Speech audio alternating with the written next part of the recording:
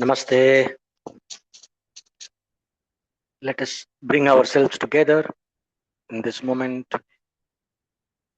sitting straight, body, neck, and head in a straight line. Take a deep, conscious breath with a controlled exhalation.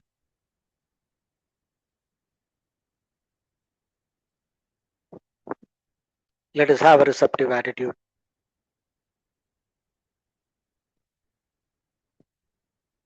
being open to the knowledge of reality as it is.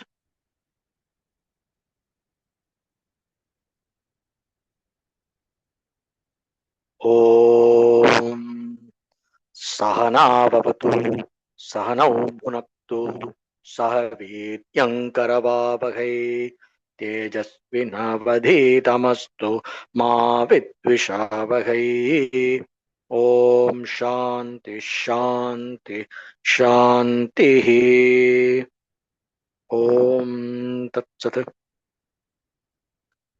Arunachala Shiva, Arunachala Shiva, Arunachala Shiva, Arunachala, Arunachala Shiva, Arunachala Shiva, Arunachala Shiva, Arunachala. Invoking the divine grace of Lord Arunachala and Bhagavan Ramana Maharshi, we shall commence the discussions based on the study of the text Upadesa Undiyar. In Sanskrit, it is called as Upadesha Saram. In Tamil, it is Upadesa Undiyar. Undiyar is a type of poetry. There are different kinds of classical poetry, and one of the types is Undiyar. And it is usually sung like a song in a folk style. Like that it comes. Very nice. So this Upadesa Undiyar brings together the essential teaching that is required for realizing the limitation of being stuck in the pursuit of limited happiness through the agency of action and result of action, what we call as karma, the cycle of karma, the world of becoming, the life of struggle, both material and spiritual. So from that, to realize its limitation and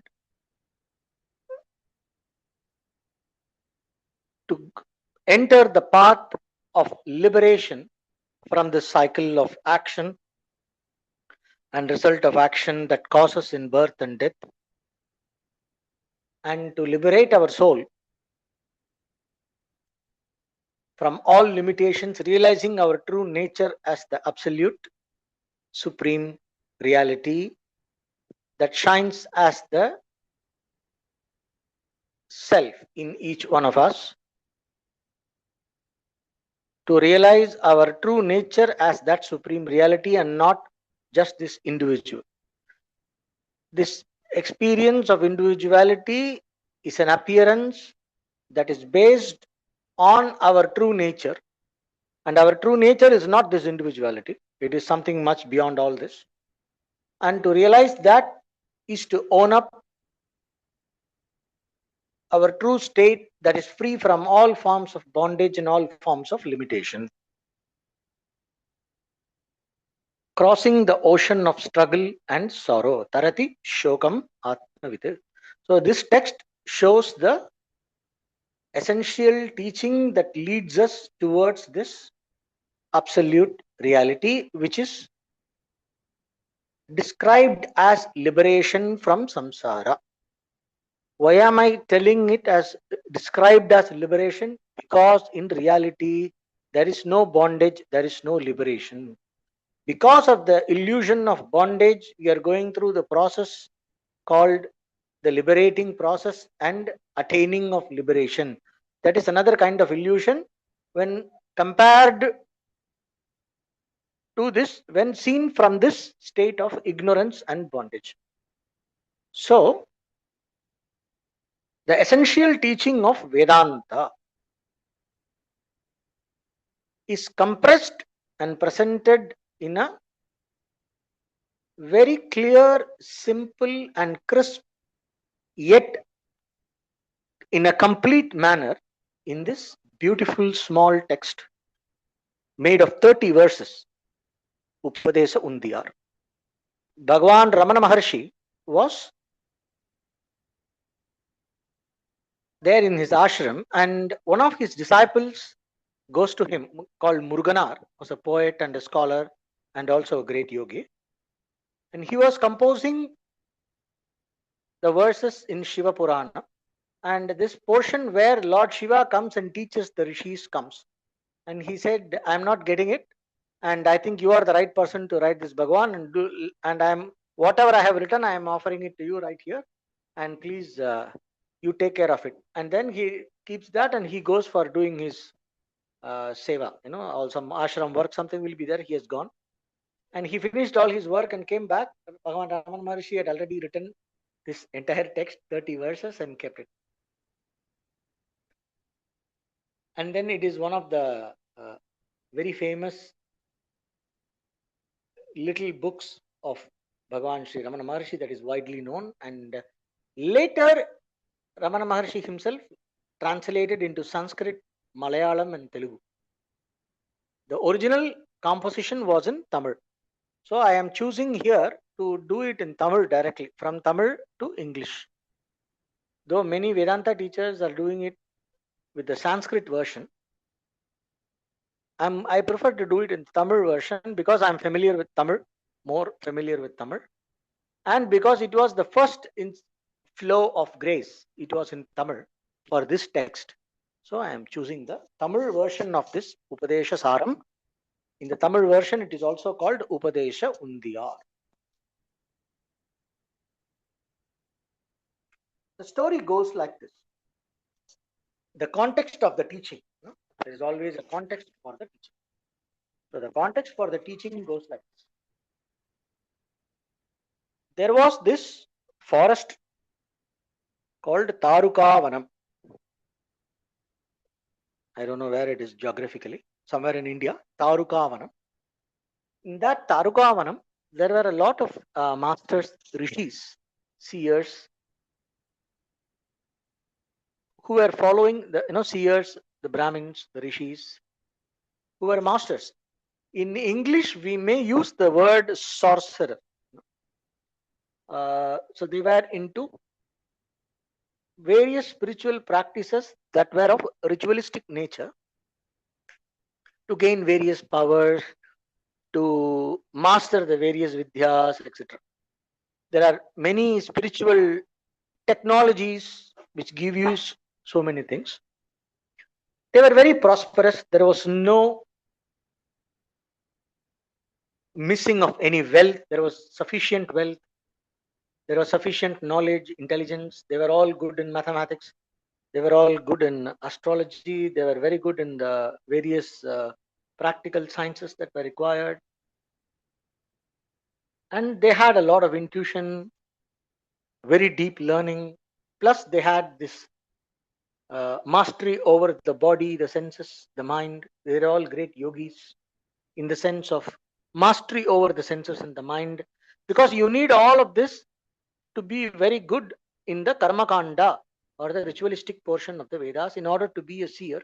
So they were naturally spiritually inclined, but they were into what you call as spiritual materialism, which is they have the knowledge of the Veda, but their approach to the Veda was purely ritualistic, purely action oriented. I will not even call as ritualistic because in the English word ritual can simply be symbolic and empty of power of manifestation. So they say, for example, there are these graduation ritual, initiation into the order. There is some kind of secret society. There are these initiation rituals where you are anointed and all that, right? The Freemasons and all that, they have some rituals.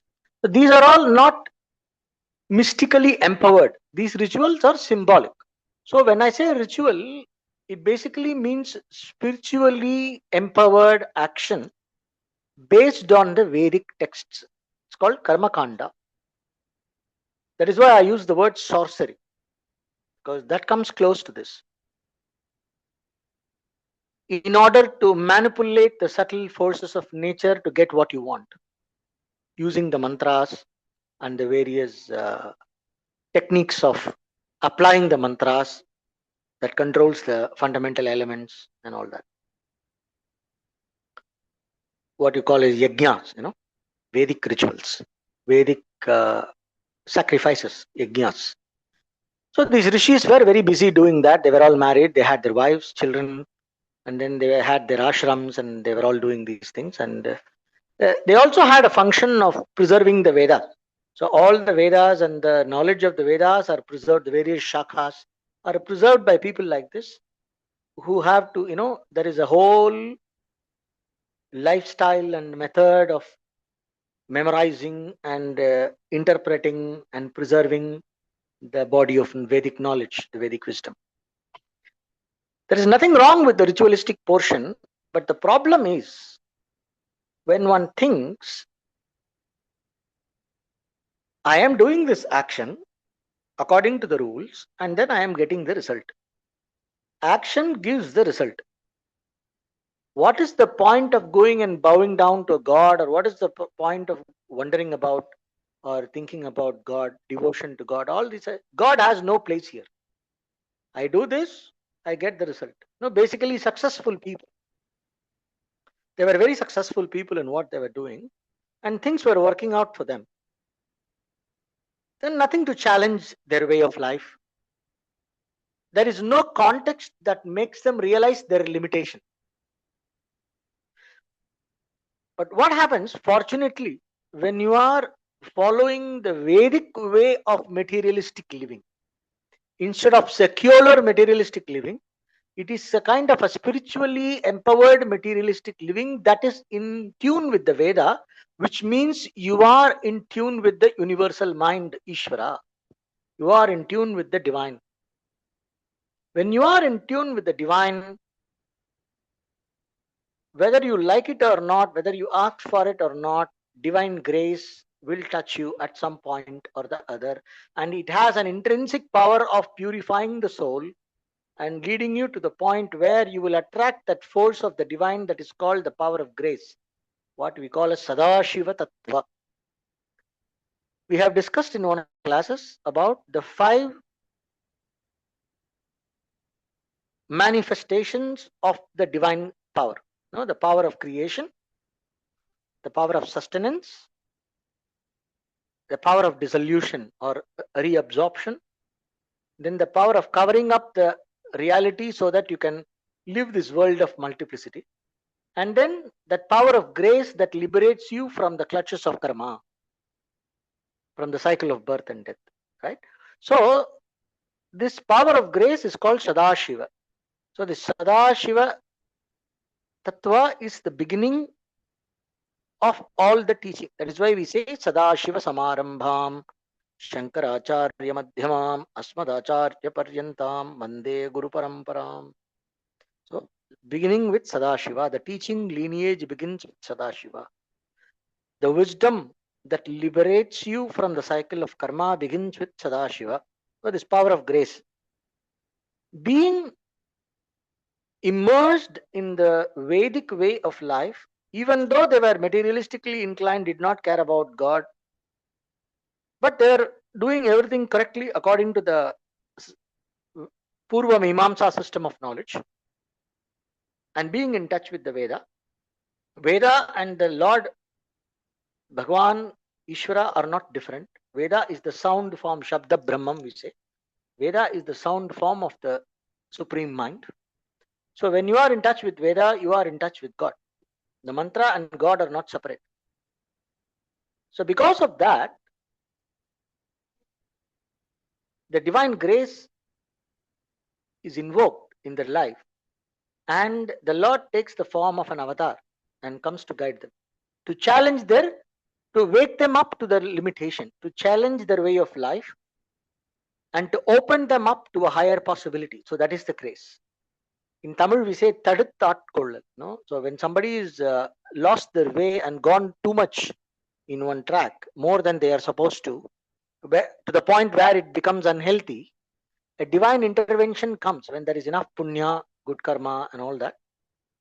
The power of grace brings a divine intervention that stops you on your tracks and wakes you up to the error and turns you around towards reality.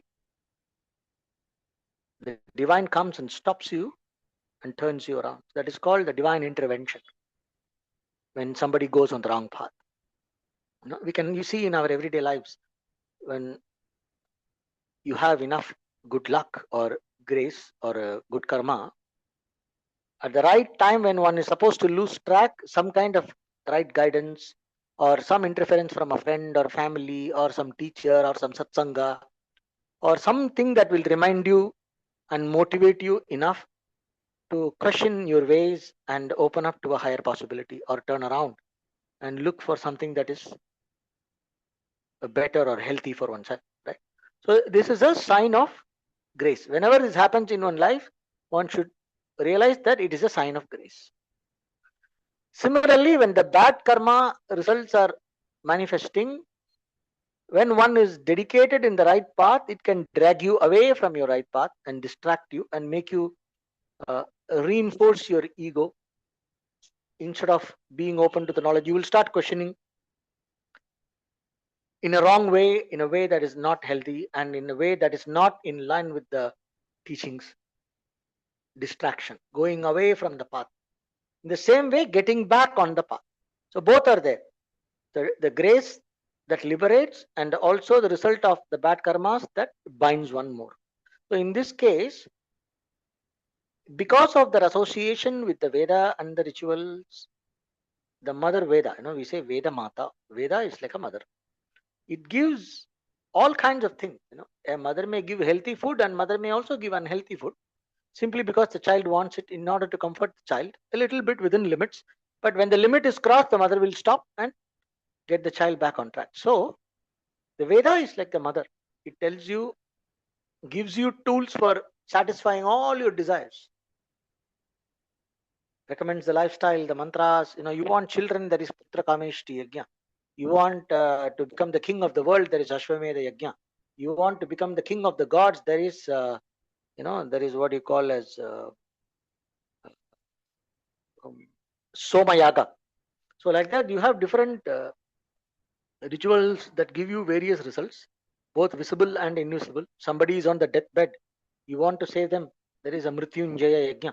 Mrityunjaya Homa is there. So we have like this various rituals for various purposes. It's called Ishti, things that satisfy your desires.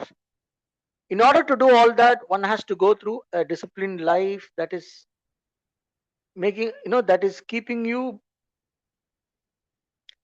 on keeping you on track in a level of qualification, that keeping you within that level of qualification that allows you to perform those Vedic rituals. Only a qualified person can perform the Vedic rituals, not anybody. Whoever does, there will not be result. The right person should do it with the right method. So in order to be the right person, one has to have the correct kind of birth. One has to be qualified by birth, and then by initiation, and then by dedication to the way of life, including, which includes performance of the Nitya Karma, everyday practices, disciplines, Anushtanam, where every day there are spiritual activities like Sandhya Vandanam and various chantings and all that. So one has to go through that lifestyle and be dedicated, and then one remains a qualified person to invoke the power of the Vedic mantras to get some things done. So these were the rishis. These were the seers and the Brahmins of this uh, this forest, Tarukavana. Very successful people. Things were working out for them. They did not lack in anything. They had everything in terms of what we call as a prosperous, well settled, successful life. So they were living a prosperous, well settled, successful life that is also spiritually tuned to the Vedic wisdom. Nothing was wrong. There was only one problem, like it happens for all successful people. When everything is working out in your life, you think you are the best. You think you are the ultimate. There is nothing to disturb you. You think you know everything. This is a common tendency in humans. So these people also had that. I did this. I am getting that result. So if you want something, you have to do what it takes to get that action and result. So why should I bother about God? Why should I? There is nothing higher than this. There are laws and there are rules, like how the atheists say. There are these laws of physics. So you do this, you get the result, and that's about it. Like that, these people said, okay, there are the Vedas. It is a given, and then there are these methods, these various karmas, various spiritual sacrifices. We do them, and then we get the result. So where is the question of going and bowing down to a god or to worship the Lord? Where is the point of bhakti and surrender? There is no point for all this. This is all just unnecessary drama. We get what we want. We do the right ritual. We get what we want, and that's about it, right? So they were devoted to accumulating more and more wealth and power, and they were very egoistic, and they are very proud about what they were doing and all that.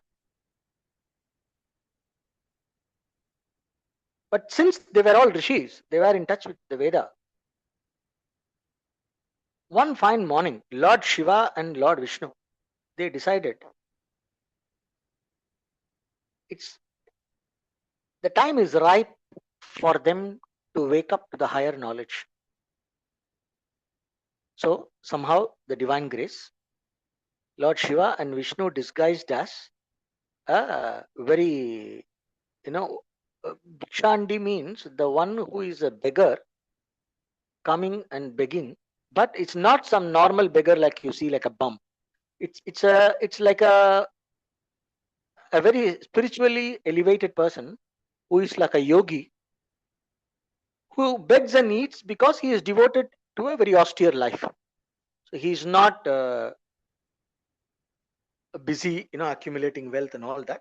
It's a renunciant way of life. So he comes like that, and along with his consort. So Lord Vishnu disguises himself as a female avatara. It's called Mohini. It's a very extremely attractive female manifestation, and both of them come into this Tarukavana, going around begging. So what happened? This Lord Shiva as the male beggar, he was so handsome and extremely attractive and full of light. All the wives of the masters, the sorcerers, their wives, the rishis, their wives, they get very attracted to him and start going behind him. They forgot their duties, going behind him. And meanwhile, these rishis, the masters, see, after all, they were materialistically inclined for attaining various things. Just that they were using the spiritual tools. Instead of just material tools, they were also using the spiritual tools from the Veda.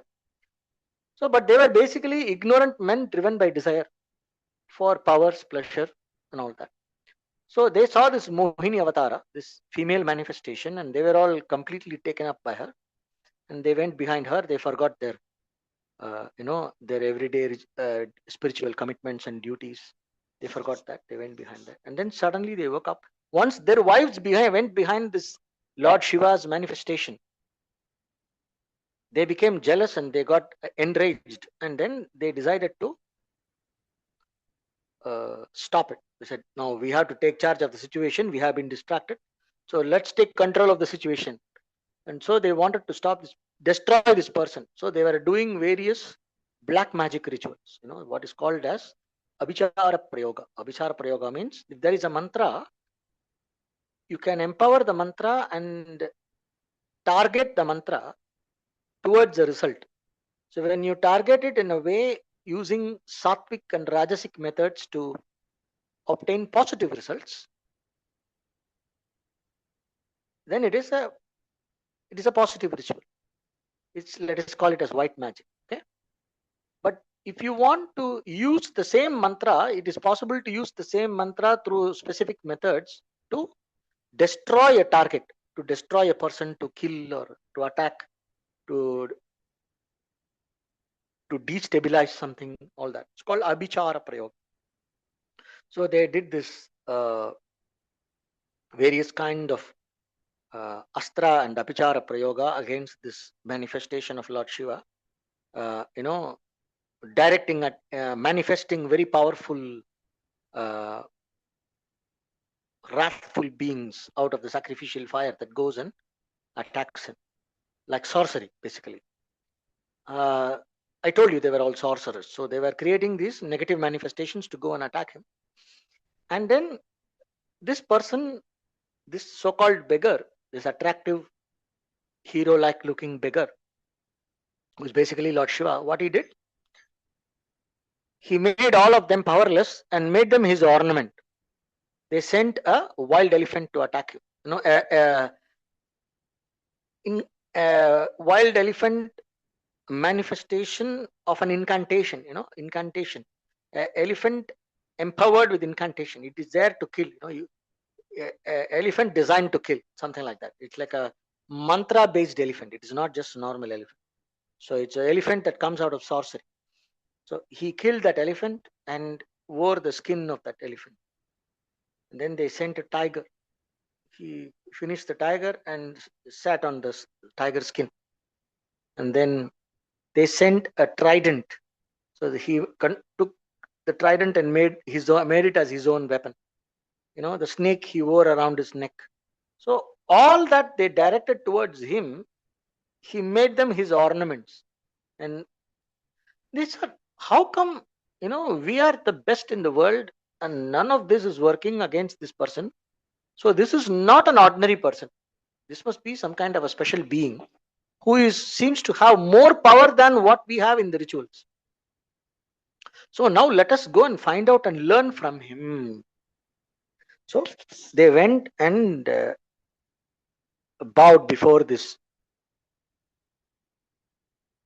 person who came as a beggar, this so-called beggar who is Lord Shiva's manifestation. They went and bowed before him and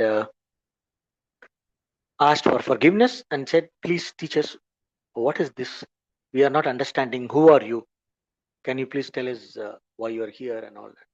And then the teaching begins. Please teach us how these things are not working. What is higher than this? Please show us the right way. They go and beg him. And then this Lord Shiva's avatara starts teaching them the Atma Vidya, or the knowledge of the self, the knowledge that liberates the individual. So this is the context of this teaching. So here we have to understand a few things. One, divine grace comes only for a qualified person and not for anybody. When one encounters grace, how do I know I am a qualified person? I will open myself. I will not close myself to the influence of grace. It is extremely rare to come in front of the right teaching. When one comes in front of the right teaching, if one has enough purity of mind, there will be a point when the teaching challenges our comfort zone. The teaching may challenge so many of our comfort zones. It can challenge our way of life. It can challenge our routines. These are very simple things. These are easy stuff. When the teaching challenges our routines and our habit patterns, that is a very easy thing. That is the easy part. The difficult part is the teaching will challenge our ego structure. The teaching can challenge our most fundamental core belief structure. It can challenge our worldview. It can challenge our self-image.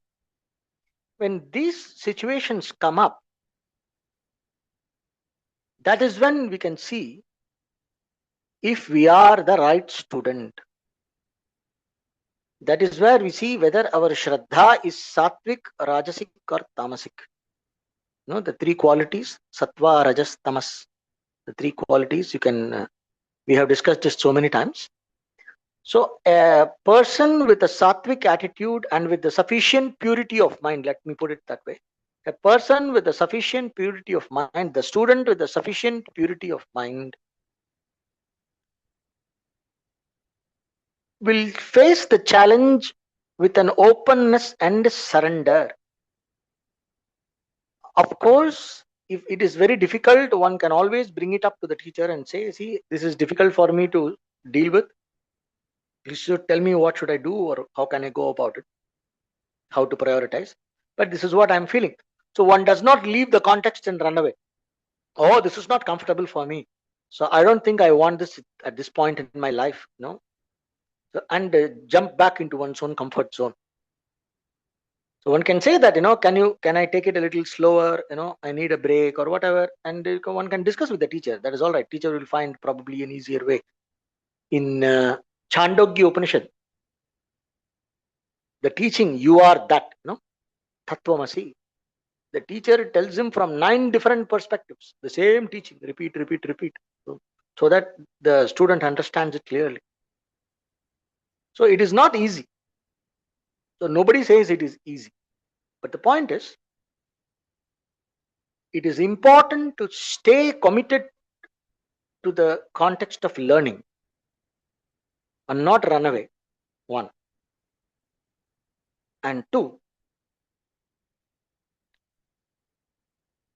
it is important to give the benefit of doubt to the teacher and to open up to that higher possibility that the teaching shows. Right? This is after one has come to the teaching. And how one comes to the teaching context, how one opens up to the teaching context, there are two ways of doing it. Sometimes what happens, when everything is going fine in life, if there is enough sattva and there is enough grace, when there is enough divine grace that touches one's heart, one becomes disenchanted with it. Come on, this is all it is. Is there nothing more? That is the purva samskara. When one has that previous samskara for the higher knowledge, it kicks in after a certain level of maturity. You start questioning the fundamentals. This is one way. Another way in which the divine grace can touch is like how it happened for these masters in this forest. There will be a blockade. The divine will put a block on our comfort zone. Our comfort zone gets challenged. Our beliefs and comfort zone get challenged, and we are left helpless. We don't know. So when you are left helpless, the right person will surrender to the divine. The wrong person will turn destructive and start going into the track of egoistic self-preservation. One will want to preserve one's ego, create false theories, and create denial, comfort zones, and wrong ideas in the mind in order to stay in one's own comfort zone, justifications, and create layers of illusory ideas that is not based on any right knowledge. So one blocks oneself from the divine influence. One blocks oneself from the influence of teaching and tries to stay within the comfort zone and interprets what is happening according to one's own familiar framework instead of being open to challenging and seeing the limitations of one's own framework of understanding. One tries to hold on to one's own familiar framework simply because it is familiar and just to assert oneself. So my ego and my comfort zone becomes more important than truth and reality. So this is the situation for most people whom we call as tamasic people, anadhikari, the one who is not a qualified student. So every time one goes into that shell of rejecting the reality and trying to see the reality and interpreting the presentation of reality, interpreting an intervention from the teacher or from the divine or from life, when interpreting the challenge in a way to justify one's comfort zone and falls back into one's comfort zone and closes oneself and turns away from the teaching just to preserve one's ego and one's familiar zone of way of life and whatever, one's own framework and worldview,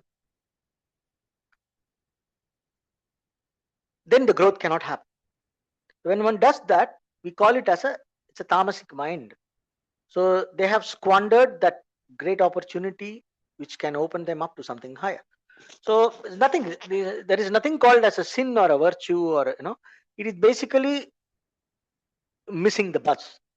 So such an opportunity for divine knowledge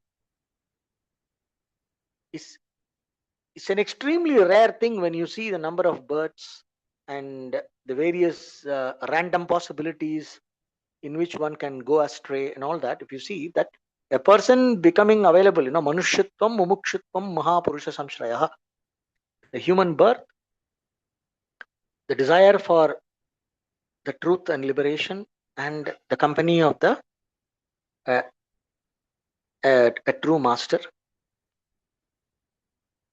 These are very rare in the world. Durlabham loke devanugraha hetukam. It is caused by divine grace, right?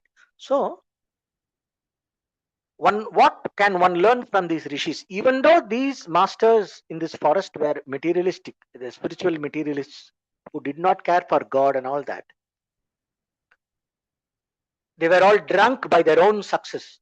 They were too occupied with their own success stories and in their comfort zones. But once they were woken up to their limitation, once they were woken up to the limitation of their way of life and their framework of understanding, immediately they surrender to the higher and they open up themselves to the higher possibility, to the higher knowledge. They open themselves up to the teaching.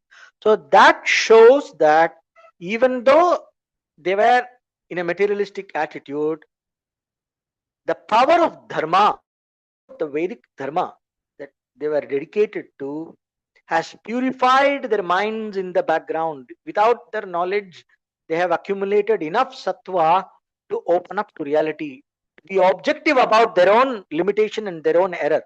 And then they woke up to their own error and they opened up to the divine influence that awakens them to the higher understanding. Right? This is one thing we can learn. And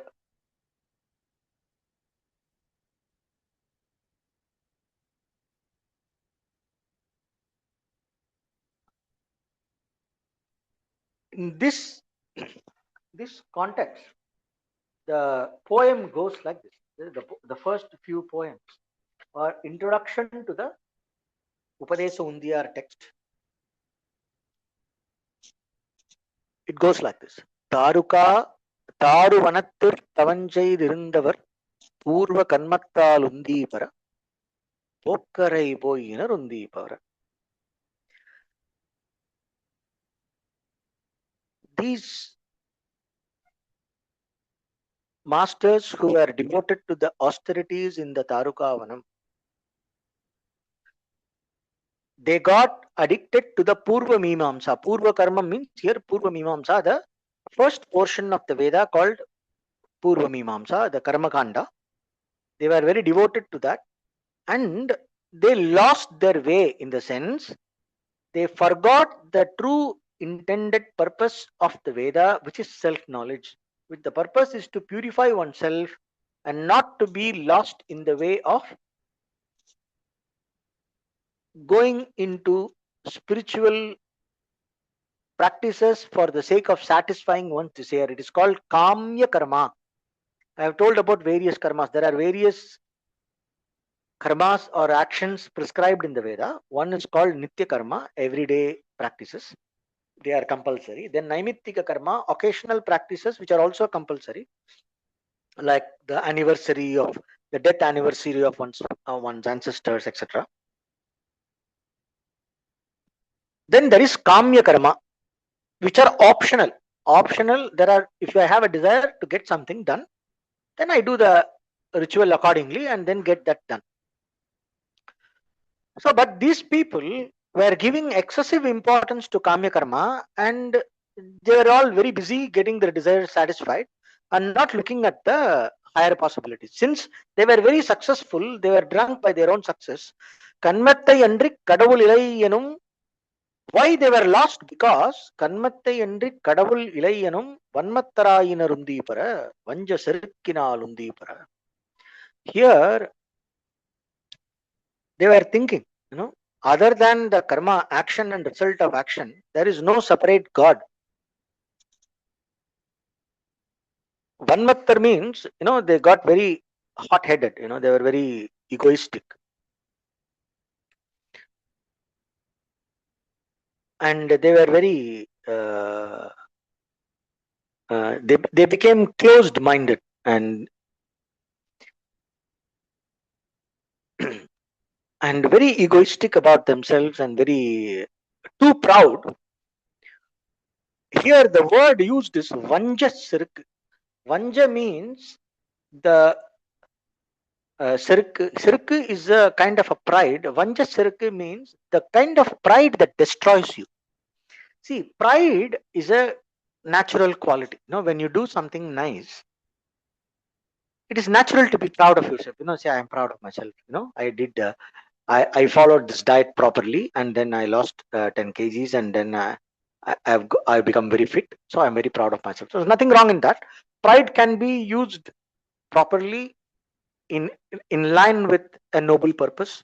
It can motivate you for doing noble things, and it can keep you committed to a right way of life. So that kind of pride is useful.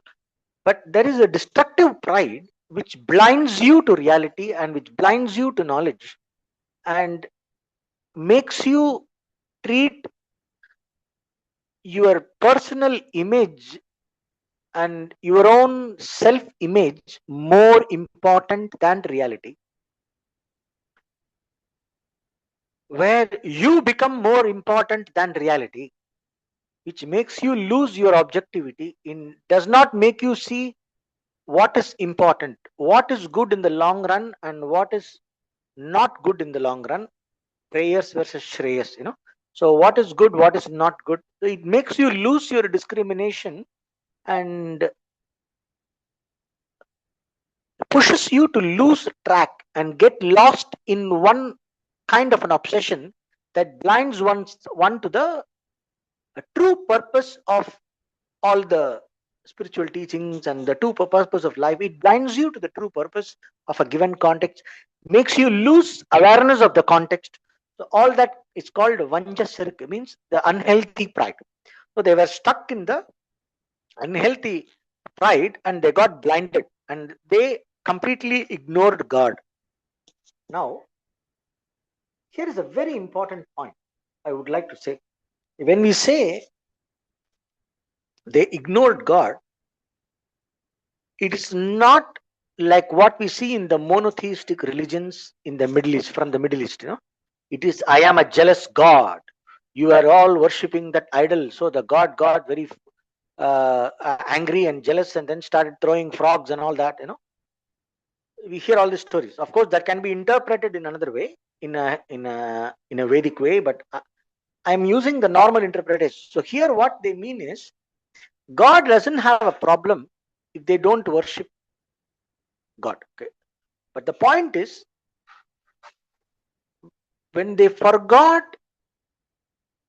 the reality called God and they were lost in action and result, it basically means they have lost sight of their own higher self. It is not about worshipping God. It is not about the divine ego of God or God being jealous. It is not that. Here, it means they have lost sight of a higher reality. That's how we have to understand it. So it is a very, it's a completely different thing. Why one needs to appreciate the factor called God the reason and all that will come when we are learning about the oneness between the God and the individual. The knowledge of Vedanta says the God and the individual, the consciousness in the individual and the consciousness in God are not two different things. You and God are not two separate entities, though you appear like that. In appearance, there is God, world, and me. So as long as I am stuck in this individual I, there is a world and then there is a God.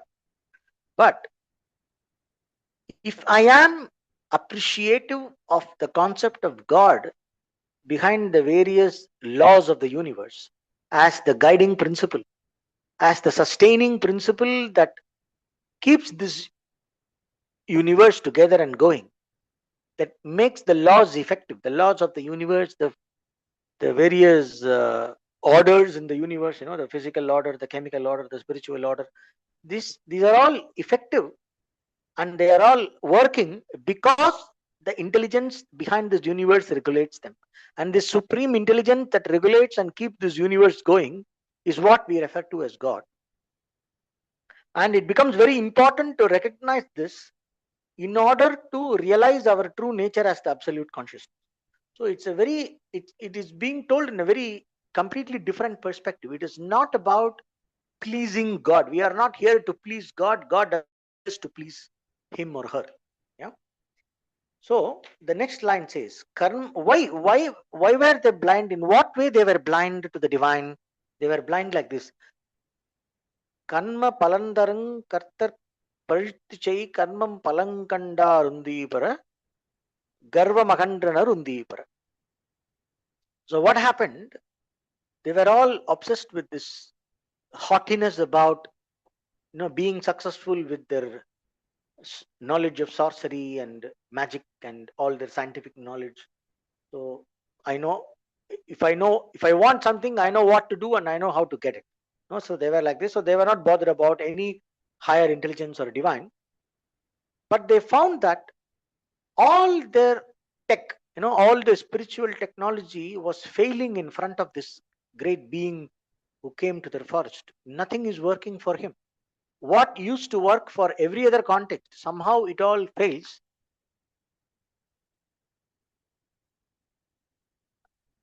Because the actions that are dismissive of that supreme being who makes possible to manifest the result of actions. If I do an action, especially that involves the power of consciousness like mantras and rituals, it creates what is called as an unseen result that follows me. It's called apurva. When I do a ritual, when I do an incantation, it creates an unseen force called apurva, which accompanies me in this life and in afterlife and makes that result possible. And there are certain rituals and practices which can give visible results. Like now, for example, these masters were doing some sorcery to attack this person. So the results are visible. It's supposed to give visible result, but the power of the rituals are failing in front of him because that is the manifestation of the supreme being. When Lord Shiva himself has come, and he is because of his will, because of the divine will, the actions are giving the result. So if I am doing actions against the supreme being himself, how will it go and give its result? So all their rituals and all their incantations are failing in front of him, and he is able to take control of the whole situation. So they saw that their mastery of spiritual technology is not working in front of him, and then they realize their limitation. Garvam agandranarundi. They lost their pride. They left their pride, and then they went and prostrated before him. Kaatha arul endru karaya. They melted. Once their ego melts and once they bow down and once they soften and they bow down and they accept their limitation, the Lord comes up with this supreme compassion. Kaatharul endru karaya karunai kan சேர்த்தருள் செய்தன நுந்தீபர சிவன் உபதேசம் இது உந்தீபர. So then his eye of compassion opened and he bestowed his grace in the form of this teaching, and that is this teaching Upadesha Undiya. This is the introduction to this text. So we have two more verses about the introduction, which talks about the greatness of this text, which basically says utkondu oluga upadesha sarathai utkondu sugam undipara uttun polindidum undipara. These teachings which were given by Lord Shiva, when we follow them and live accordingly and internalize them, all the sorrow that we have will be gone, and the divine joy and the divine bliss of the truth about ourselves will expand in our hearts. Shara upadesham shara mut charave sera kalishera undipara tira tuyar tira undipara. So may the meaning of this text be embedded in our hearts. May the joy overwhelm, and let us drink the joy of this truth, and let us be liberated from sorrow, which is the ignorance and the samsara, that is the consequence of ignorance. Right. So this is the introduction to this text. And the first, I will start with the first verse of the teaching, and we will continue the rest in the coming class. கர்மம் பயன்றரல் கர்த்தனது ஆணையார் கர்மங் கடவுளோ உந்தீபர கர்மன் ஜடமதால் உந்தீபர. In Sanskrit it is karturajñaya prapyate phalam karma kim param karma tajjatam. The various actions of the individuals give the result according to the will of God,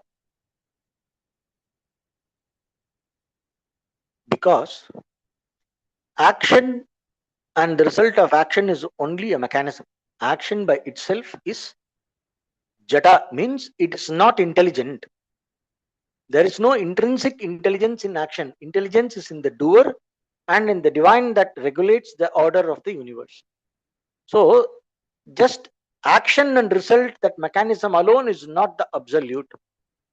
It cannot be, because action and result, that cycle, it is a jada. Jada means it is inert. It is not an intelligent thing. A law of universe, a law of manifestation, an action reaction, an action and its manifestation of result, and an action and result is a possibility. A possibility is inert. A possibility does not come into manifestation unless an intelligent being invokes that possibility and makes the manifestation possible. Right? So action and result alone cannot be the ultimate principle. Then action and result is based on certain laws of the universe, which are sustained by the supreme intelligence. Because of the presence of the supreme consciousness as the existential base of this universe, of this materialistic universe, because of that, actions are bearing the result. It is the divine will that makes it possible for an action to give its result. There are so many infinite variables that are involved in the result of action. So it is not just because I do something I will get it. There are people who do the same action, they don't get the result. There are people who don't do that action but still get the result. Then there are people who do the action and get a disproportionate result, either less or more. So we see there is a lot of chaos or unaccounted for variables. There are a lot of unknown infinite variables that influence a particular context of action and result of action. And all these infinite unknown variables we understand as divine will. In the sense, we call it as we put it all in the package called divine will, because these are not some randomness. It is possible for these infinite variables to be friendly for our purpose or unfriendly to our purpose, depending upon the level of divine grace that is acting on a given situation. What we call as purva punya. If I have to have success in an endeavor, my effort is required, the proper rules and all that is required, the environmental cooperation is required, and also the corresponding divine grace is required. Only then one gets what one is supposed, what one wants to get. I do something for getting, I do an action X for getting a result Y. I will be able to get it only if divine grace allows it. Otherwise, it is not possible. Does it mean that we have to constantly keep praying and bugging God for getting things, keep pleasing God's ego so that our things are, we are able to get things done? No, it is not in that sense. It is told here. It is for us to recognize the role of the consciousness as more fundamental to matter. The power of consciousness is more fundamental. The existence and consciousness is more fundamental to matter, action, and result. It is more fundamental to the mechanisms of this universe. The mechanisms of this universe are based on a fundamental reality whose nature is existence, consciousness, and infinity and limitlessness, Satchitanandam. So, because of that ultimate reality, this universe functions. It is to recognize the what we call as the adhisthana. The adhisthana means the existential base for whatever is the manifest universe that we experience. In order to appreciate and eventually understand the nature of the supreme reality in which our experiential world is based, this knowledge is required. This appreciation of this supreme being is required. And it is in this context that the Shastra tells you that the result of action, Ishvara, the supreme intelligence or the supreme being, is what makes the result of action possible. It is because of his command of the supreme being that one gets the result of actions. It is not a kind of a personal thing where God decides this guy should get his result, that guy should not get its result. It is not a personally interfering God. It is a divine intelligence that is at play behind the scenes. We have to understand it like the presence of the divine intelligence regulating all the events in an impersonal way as a presence in every context at every point of time and space. It is not a all powerful God sitting in heaven telling what is to happen, what is not to happen. When we say as a divine will, we are talking about a presence of a divine intelligence that regulates all the mechanisms in the universe. That's how it is to be understood. And further discussions on this text and the other points where it is basically leading us, all that we will see in the coming classes while we explore this text, Upadesha Undiyar. And we will also cover all the various important practices, yogic practices, mantra practices, then jnana, and all that we will be covering in this text. It's a very comprehensive text that gives the scope for a lot of technical discussion, and we will see how to go about it. Okay, so let me see if there are any questions. There are no questions. So with this, we will finish the class. Om Purnamada Purnamidam Purnat Purnamudachyate Purnasya Purnamadaya Purnameva Vadishyate. Om Shanti Shanti Shanti. Om Tat Sat. Thank you.